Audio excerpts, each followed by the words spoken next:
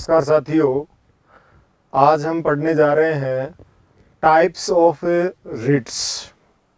मूल अधिकारों के संरक्षण के लिए सुप्रीम कोर्ट और हाई कोर्ट, ये दोनों ही समवर्ती रूप में, चाहे आप सुप्रीम कोर्ट चले जाइए चाहे आप हाई कोर्ट चले जाइए, दोनों ही ये 5 प्रकार की रिट्स जारी करते हैं। ये दोनों के क्षेत्राधिकार में है, इसलिए जब हम सुप्रीम कोर्ट पढ़ते हैं तो सुप्रीम कोर्ट के समवर्ती क्षेत्राधिकार में है। समवर्ती का मतलब दो संस्थाओं को, दो कोर्ट्स को यदि एक समान शक्ति प्राप्त है तो वो समवर्ती में आता है। तो ये मूल अधिकारों के संरक्षण के लिए 5 प्रकार के रिट्स हैं, जिसको लेकर के और आजकल सवाल पूछे जाने लगे हैं। अतः मित्रों, शुरू करते हैं अपन कि कौन कौन सी रिट और कैसे जारी होती है।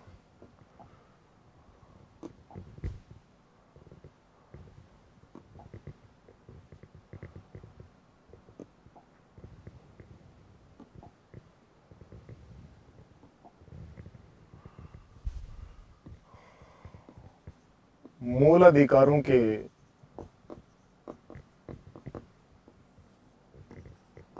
संरक्षण हेतु जारी 5 प्रकार के लेख, जिन्हें हम क्या कह रहे हैं, रिट्स, लेख। और ये रिट्स सुप्रीम कोर्ट और समवर्ती हाई कोर्ट, दोनों ही न्यायालय, सुप्रीम कोर्ट आर्टिकल 32 और high court article 226, supreme court अनुच्छेद 32 और हाई कोर्ट अनुच्छेद 226, ये दोनों ही न्यायालय 5 प्रकार की रिट्स जारी करते हैं।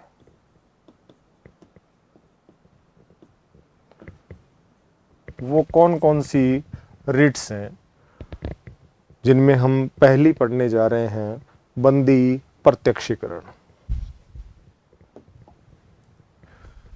फर्स्ट रिट, बंदी प्रत्यक्षीकरण।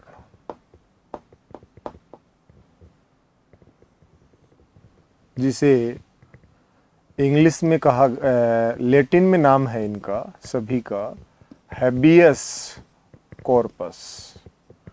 तो परीक्षा में कई बार हिंदी देता ही नहीं है और इंग्लिश में ही दे देता है। ऐसे मूल रूप से तो ये लैटिन भाषा में है और उसने दे दिया ये।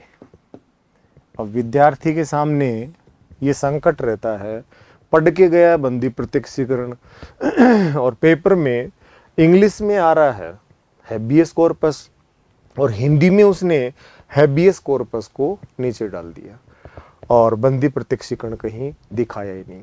अतः 5 रिट्स के नेम लैटिन भाषा में है, अतः आप उनको याद कीजिए उसी रूप में, हिंदी भी और लैटिन नाम भी।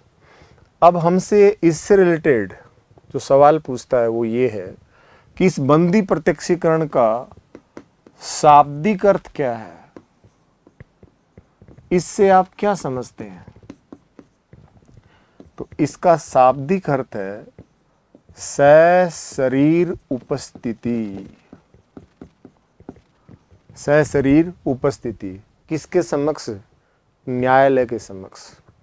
जिस बंदी को पुलिस ने, आईबी ने, सीबीआई ने, ईडी ने अरेस्ट किया है, बंदी बनाया है, उस बंदी को न्यायालय के समक्ष व्यक्ति से सशरीर उपस्थित किया जाए, ताकि न्यायालय उसके गिरफ्तार किए जाने के कारणों, यानी बंदी बनाए जाने के कारणों की जांच कर सकेगा।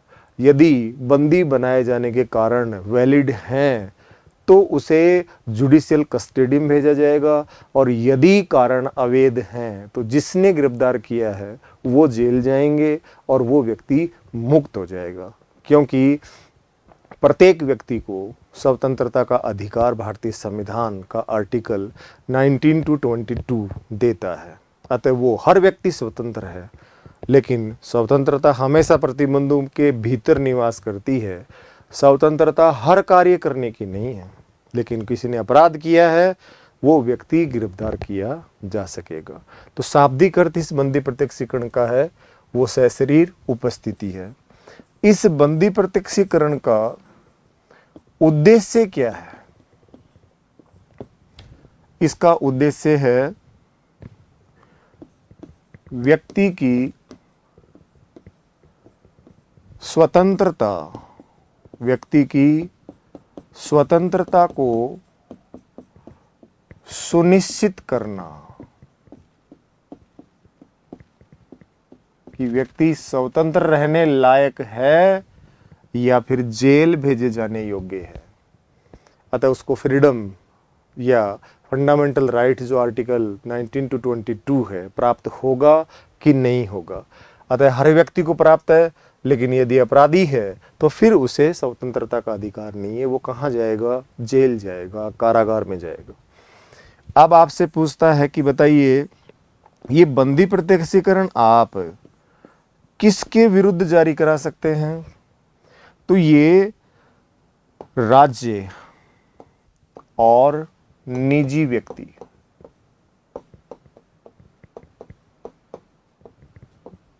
दोनों के विरुद्ध। निजी व्यक्ति में तो आप और हम सब हैं, और राज्य का मतलब यहां क्या है?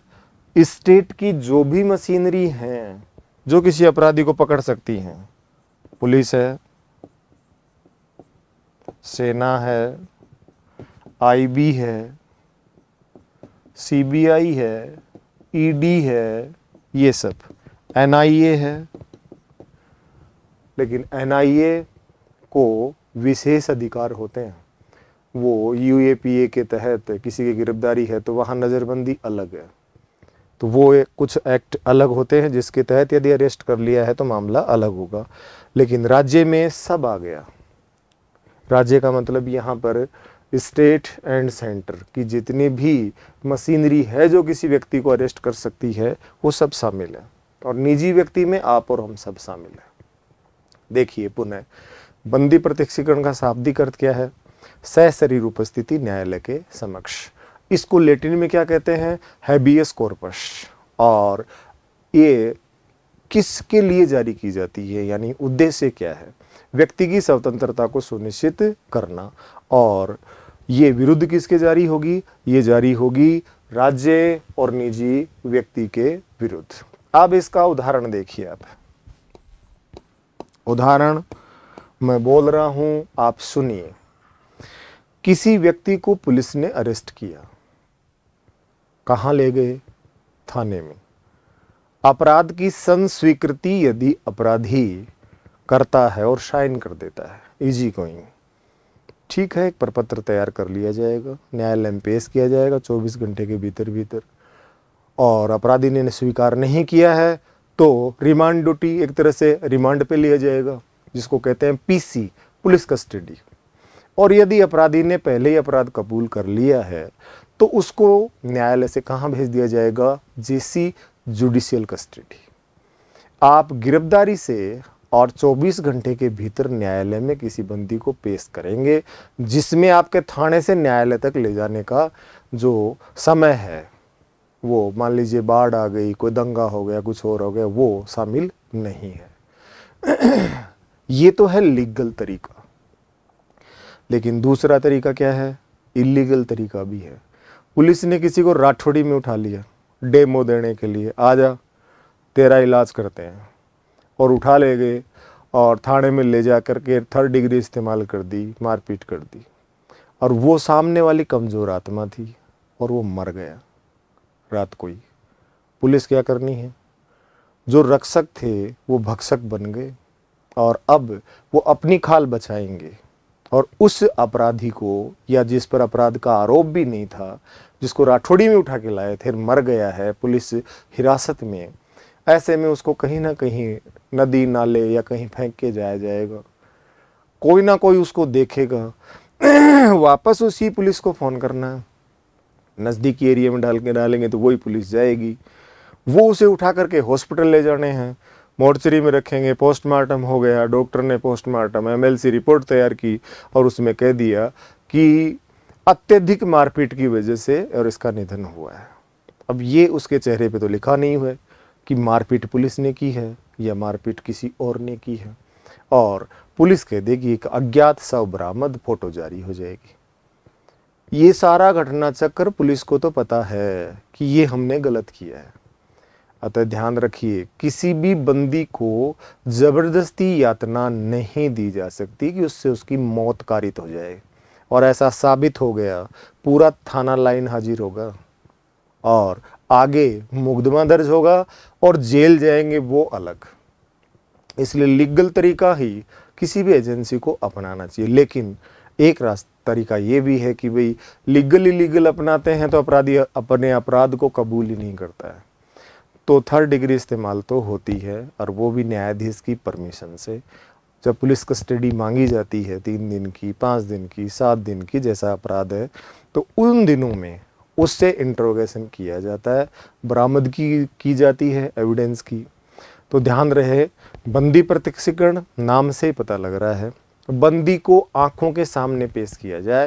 ये कौन कह रहा है? न्यायालय कह रहा है, ताकि उसके बंधक बनाए जाने के कारणों की जांच की जा सके। निजी व्यक्ति में आप और हम हैं, हम किसी के पैसे मांगते हैं या कोई प्रेम प्रसंग का मामला है, जवान खून है, उस लड़के को या उस अधेड़ को जिसको भी पैसे दिए थे या किसी प्रकार का मामला है, उठा लाए, मारपीट की, बांध दिए।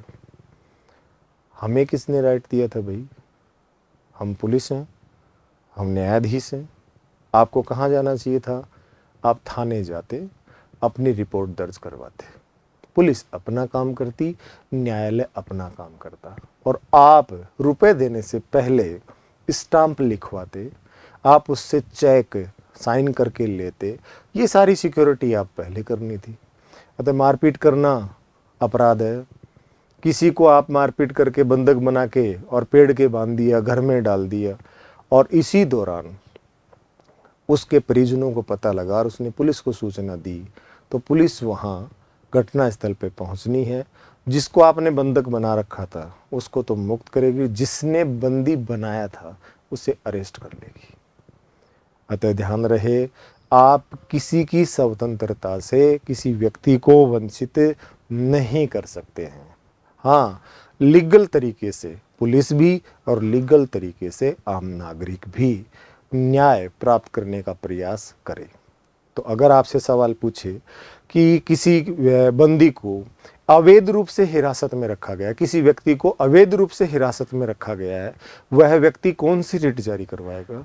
तो वो बंदी प्रत्यक्षीकरण रिट जारी करवाएगा, हैबियस कॉर्पस जारी करवाएगा। और ये कौन जारी करेंगे? ये सुप्रीम कोर्ट भी और हाई कोर्ट भी। नंबर 2, दूसरी रिट है परमादेश। इसको लैटिन में कहते हैं मैंडामस। क्या कहते हैं? मैंडामस। और इसका शाब्दिक अर्थ है हम आदेश देते हैं। कौन दे रहा है आदेश? न्यायालय। किसको दे रहा है भाई आदेश? किसके विरुद्ध जारी होगी ये किसी लोक सेवक के विरुद्ध, पब्लिक सर्वेंट। पब्लिक सर्वेंट की कैटेगरी में आईएएस, आरएएस सब आते हैं। क्यों भाई? कारण क्या है? कर्तव्यहीनता। कर्तव्यहीनता इसका कारण है। अर्थात लोक सेवक द्वारा लोक कर्तव्यों का निर्वहन नहीं किया गया। यदि वो लोक सेवक अपने लोक कर्तव्यों का निर्वहन समय पे करता तो किसी पीड़ित व्यक्ति के अधिकारों का हनन नहीं होता। अतः न्यायालय यहाँ चेताता है किसी पब्लिक सर्वेंट को कि आप पर जिन लोक कर्तव्यों का भार डाला गया है, आप उन लोक कर्तव्यों को यथासंभव निर्धारित समयावधि में और पूरा करें, क्योंकि प्रार्थी के अधिकारों का हनन हुआ है और न्यायालय यहाँ लोक सेवक के विरुद्ध ये परमादेश जारी करके उसके कार्य को करने के लिए कहता है। यदि अनुशासनहीनता गंभीर है तो न्यायालय आर्थिक दंड भी कर सकता है, जेल भी भेज सकता है। और कंटेम्प्ट के मामले में तो सुप्रीम कोर्ट और हाई कोर्ट बख्शते ही नहीं है, चाहे आप राज्य के डीजीपी हैं, चाहे आप राज्य के मुख्य सचिव हैं, प्रतीकात्मक रूप से जेल भेजा जा सकता है। इतना बड़ा अधिकारी होता है, क्योंकि पहले से जब मामला 10-10 साल तक चल रहा होता है और उसकी किसी प्रकार की अनुपालना नहीं होती है, न्यायालय डिसीजन दे चुका है तो उसका काम होना चाहिए। तो ये पब्लिक सर्वेंट के विरुद्ध जारी होगी परमादेश। अगली रिट, तीसरी रिट है आपकी प्रतिषेध।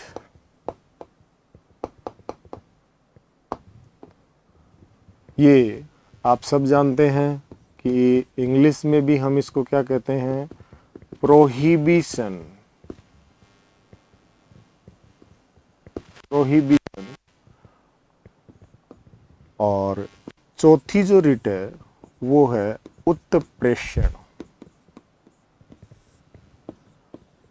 सर्टियररी,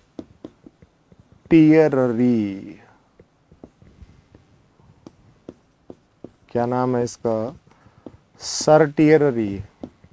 और ये है प्रोहिबिशन।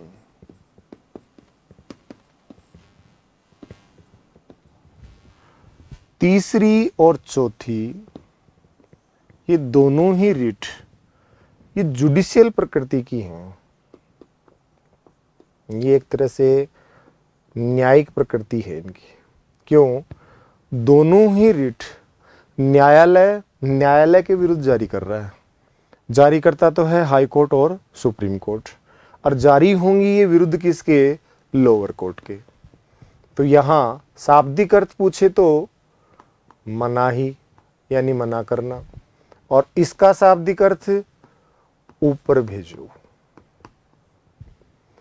यदि आपसे पूछे कि ये विरुद्ध किसके जारी होगी, भाई दोनों ही रिट लोअर कोर्ट के विरुद्ध जारी होती है। लोअर कोर्ट जिला स्तर के जो न्यायालय हैं, 5 प्रकार के हर जिले में न्यायालय होते हैं, डिस्ट्रिक्ट जज, एडिशनल डिस्ट्रिक्ट जज, chief judicial magistrate, CJM, ACJM और जेएम। अतः विरुद्ध जारी होनी है अधीनस्थ न्यायालय के। प्रकृति इसकी नकारात्मक है और इसकी प्रकृति कैसी है, सकारात्मक। यहां मना करने के भाव से ये क्या है, नेगेटिव नेचर की है, और यहां ऊपर मंगवाया जा रहा है ये पॉजिटिव नेचर की है। अब आपसे पूछता है कि भाई क्यों जारी हो रही है ये, लोअर कोर्ट द्वारा यानी अधीनस्थ न्यायालय द्वारा अपने जुरिस्डिक्शन, अपने अधिकार क्षेत्र का उल्लंघन। दोनों ही रिट अधिकार क्षेत्र के उल्लंघन पर, पुनः ध्यान देना, मना करना, ऊपर भेजना, ये शाब्दिक अर्थ है। विरुद्ध प्रतिषेध भी अधीनस्थ न्यायालय के और उत्प्रेषण भी अधीनस्थ न्यायालय के। नेचर ये नेगेटिव, ये पॉजिटिव। कारण क्यों अथवा कारण क्या है, कारण है अधीनस्थ न्यायालय, लोअर कोर्ट द्वारा अपने अधिकार क्षेत्र का उल्लंघन। जब अधीनस्थ न्यायालय अपने अधिकार क्षेत्र से बाहर जाकर के कोई कार्रवाई करता है या निर्णय देता है तो वो जुरिस्डिक्शन से बाहर का होगा, वॉयलेशन ऑफ द जुरिस्डिक्शन होगा। फिर इन दोनों रिट्स में मुख्य अंतर क्या है, प्रतिषेध में और इसमें मुख्य अंतर क्या है? तो ध्यान रखना, यदि मामला विचारण में है, ट्रायल चल रहा है, विचारण के दौरान यदि न्यायालय में मामले पर ट्रायल चल रहा है तो जारी होगी प्रतिषेध। और यदि निर्णय दे दिया है, निर्णय देने के पश्चात ये जारी होती है उत्प्रेषण। तो मुख्य अंतर क्या है? यदि मामला लोअर कोर्ट में विचारित है, प्रतिषेध। यदि मामला लोअर कोर्ट द्वारा डिसाइड हो गया है, निर्णय दे दिया है, मीन्स उत्प्रेषण। तो इनके उदाहरण देखिए। किसी पीड़ित के मूल अधिकारों का हनन हुआ, वो अपने नज़दीकी न्यायालय, अधीनस्थ न्यायालय में जाता है। मान लीजिए किसी एडीजे कोर्ट में गया और उसने किसी वकील के माध्यम से और एक रिट जारी करने के लिए मामला और लगा दिया। अनदेखी में, लापरवाही में, थोड़ा जल्दबाजी में, मामला फंडामेंटल राइट से जुड़ा हुआ था और जल्दबाजी में रिट दायर हो गई कहाँ? एडीजे कोर्ट, और वो वहाँ लंबित पड़ी है। और मान लीजिए विचारण चल भी गया उसके ऊपर, गलती से ऐसा हो रहा है या जानबूझ के ऐसा तो कोई करेगा नहीं। तो ऐसी स्थिति में जब अधीनस्थ न्यायालय अपने अधिकार क्षेत्र का उल्लंघन करता है और पीड़ित पक्ष को ये ज्ञात होता है कि इस न्यायालय को तो अधिकारिता ही नहीं है फंडामेंटल राइट्स को लेकर के, तो ऐसी स्थिति में वो किसी उच्चस्थ न्यायालय में जाएगा, हाई कोर्ट या सुप्रीम कोर्ट, और वहाँ उसका वकील ये प्रतिषेध रिट जारी करवाएगा संबंधित लोअर कोर्ट के विरुद्ध कि पत्रावली संख्या इतने बटा इतने में ये मामला अधीनस्थ न्यायालय जिला एवं सत्र न्यायालय फला फला में ये और विचारण के दौरान है, क्योंकि मामला मूल अधिकारों से संबंधित है, अतः मामला सुप्रीम कोर्ट या हाई कोर्ट में सुने जाने योग्य है। अतः माननीय न्यायालय यानी हाई कोर्ट या सुप्रीम कोर्ट से आग्रह है कि वो प्रतिषेध रिट जारी करके लोअर कोर्ट में चल रहे मामले को रुकवा दे। तो अब सवाल पूछेगा आपसे कि किसी अधीनस्थ न्यायालय ने अपने अधिकार क्षेत्र का उल्लंघन करते हुए किसी मामले की सुनवाई की है, विचारण किया है, और तब पीड़ित पक्ष कौन सी रिट जारी करवाएगा? प्रतिषेध। सेम मामला है, लोअर कोर्ट में चल रहा है, डिसाइड हो गया।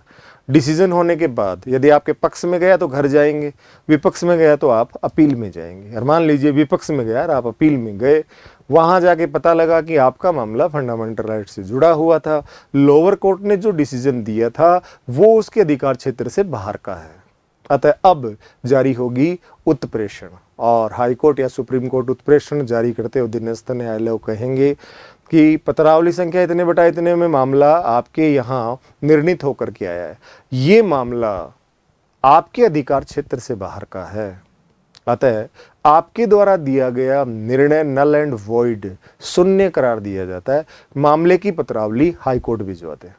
ये उत्प्रेषण है। मुख्य अंतर क्या रहा? ये डिसाइड होने के बाद ये निर्णय हो गया, ये ट्रायल के दौरान, ठीक है।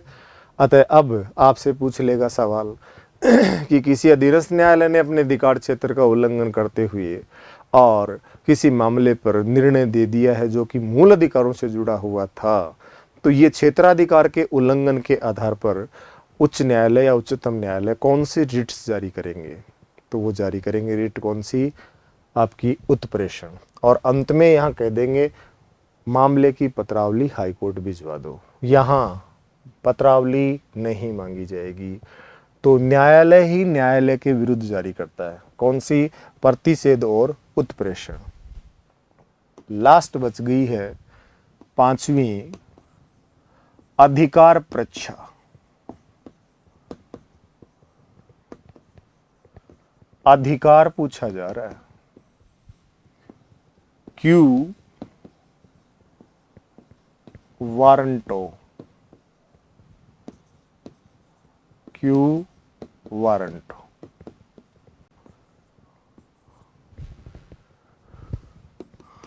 किस प्राधिकार से,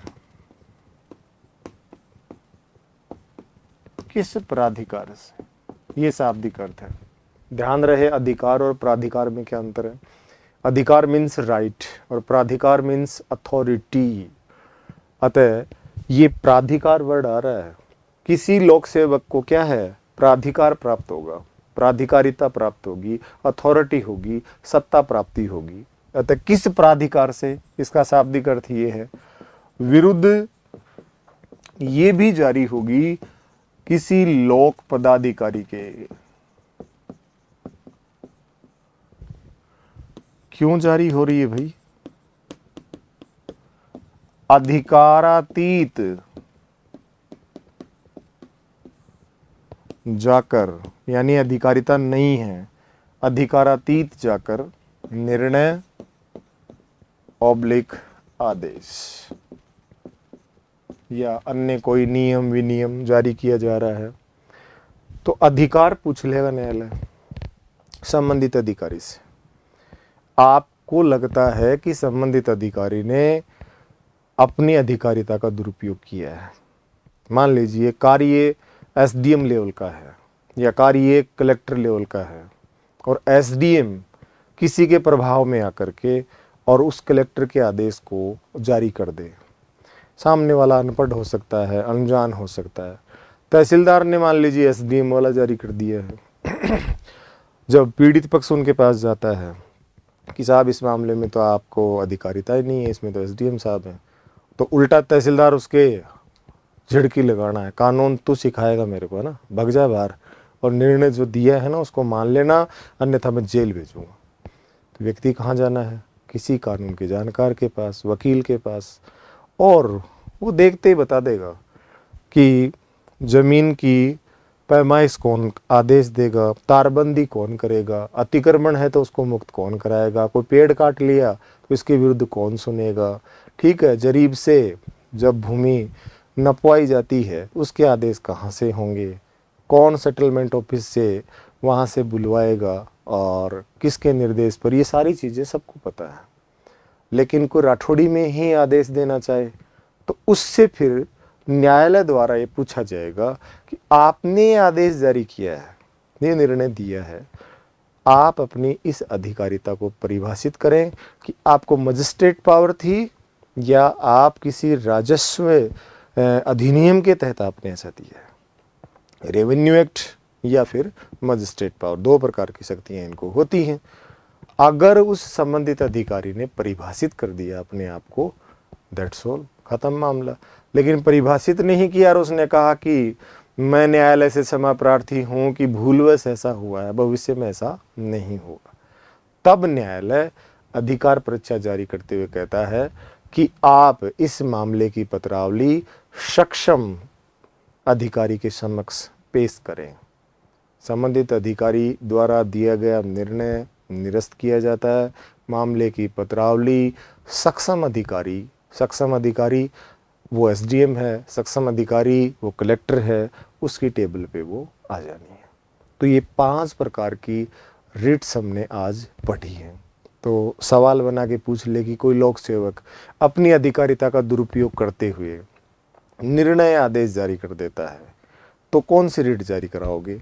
अधिकार परीक्षा क्यू वारंटो।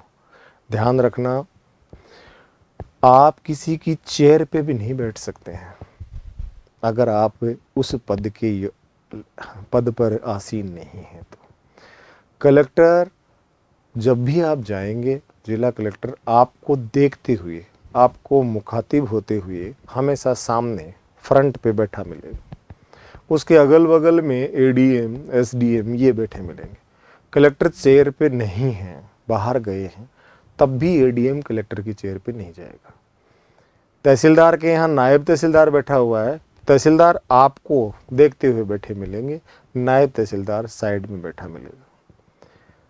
अतः पद, कुर्सी, राष्ट्रपति, प्रधानमंत्री एक समारोह में हैं और राष्ट्रपति नहीं पहुंच पाए या प्रधानमंत्री नहीं पहुंच पाए, तो उन पे नाम लिखा हुआ होता है, राष्ट्रपति, प्रधानमंत्री, लोकसभा अध्यक्ष। ये कुर्सी भी प्रोटोकॉल के आधार पर राष्ट्रपति की इतनी ऊंची, प्रधानमंत्री की थोड़ी नीची।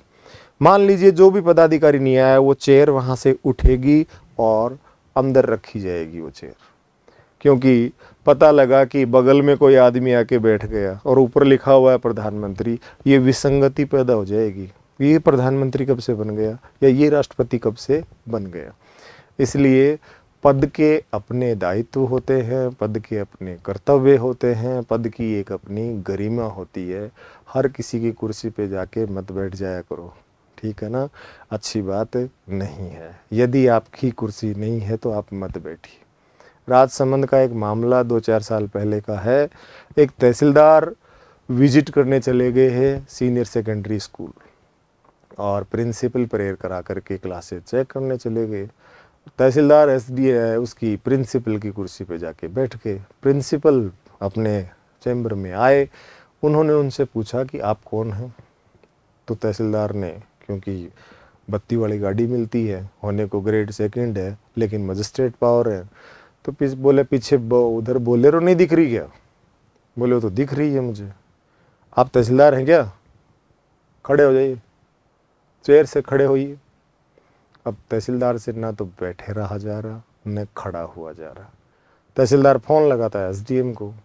एसडीएम को फ़ोन लगा करके क्या कहा होगा कि साहब ये प्रिंसिपल तो बेकार है, वो कुर्सी पे नहीं बैठने दे रहा, आप इसकी जांच के लिए भेज रहे हो हमें। तो एसडीएम उससे पूछ रहा है कौन सी कुर्सी पे बैठे हो? कहा इस वाली पे ही है, ऑफिस में एक ही कुर्सी है उस पर बैठा हूँ। तो बोले वो उन्हीं की चेयर है, आप उस चेयर से उठ करके दूसरी तरफ बैठ जाइए। अतः अंततः बिना चेक करके भाग गए। अखबार के माध्यम से मैं भी अवगत हुआ उस घटना से। तो वो principal senior super time scale में आता है, 15-20 साल वो व्याख्याता रहता है, फिर प्रिंसिपल। हालांकि उसके पास सत्ता नहीं है, वो शिक्षक है लेकिन क्या सत्ता होने पे आप किसी की भी चेयर पे बैठ जाएंगे क्या? नहीं। हाँ, बेल्ट की नौकरी में ये व्यवस्था चलेगी कि जहाँ एसपी हैं तो वो थाने में भी आएंगे तो एसएचओ की कुर्सी पे एसपी सामने होगा, और उधर सेना में भी ऐसा होगा, प्रशासनिक में, इनमें सब में सबके पद की अपनी गरिमाएं हैं। लेकिन आप किसी कॉलेज के प्रिंसिपल, पीजी कॉलेज का एक प्रिंसिपल कलेक्टर के बराबर पावर रखता है और उसको एक तहसीलदार हड़का देता है, उसको एक कलेक्टर भी नहीं हड़का सकता है, और वो अपनी चेयर से खड़ा होगा तो ये उसके अभिवादन करने का तरीका है कि सामने वाले का सम्मान कर रहा है। अन्यथा आप कॉलेज चेक करने आए हैं कलेक्टर साहब, घूमिए आइए आप। अतः प्रशासनिक अधिकारी बनने का मतलब ये नहीं है कि आप उन शिक्षकों के साथ दुर्व्यवहार करें। कई प्रकार के मामले आते हैं चुनाव के समय या किसी परीक्षा की ड्यूटी के दौरान, जब झड़प होती रहती है, तब वो ये कह रहे होते हैं कि साहब मैं भी पीजी प्रिंसिपल हूँ, और वो कह रहा होता है मैं कलेक्टर हूँ, और तू मैं हो जाती है। अतः ये सारा खेल अधिकारिता का है। अतः व्यक्ति को अपनी गरिमा में रहते हुए अपने पद के दायित्व, कर्तव्य और अनुशासन में रहकर काम करना चाहिए। धन्यवाद मित्रों, और लाइक, कमेंट और शेयर करते रहा करो और सब्सक्राइब कर लो। धन्यवाद।